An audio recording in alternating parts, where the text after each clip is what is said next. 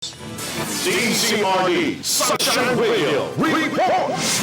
Sa iba pang balita, DOH nagbabala sa publiko kaugnay ng sakit na filariasis na nakukuha sa kagat ng lamok. Ang detalye sa balitang yan, hati ni kapartner Creslin Catarong.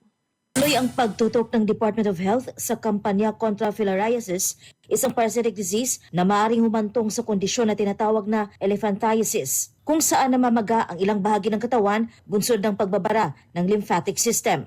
Namamaga po yung mga bahagi ng katawan. Minsan sa ari, minsan yung ating mga hita, mga braso. Dahil yan po, nakikita natin sa monitor, no? Yung takbo po ng ating lymph o yung sinasabing likido na nanggagaling sa dugo, nagbabara-bara.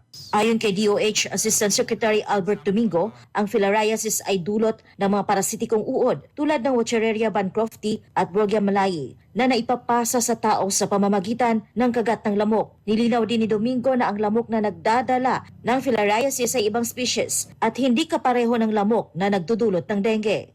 Yung Aedes aegypti, yung sa dengue, yung Aedes poecilius yata, isa pang species ng lamok na iba po yung lugar. Hindi po lahat ng Pilipinas may ganyan.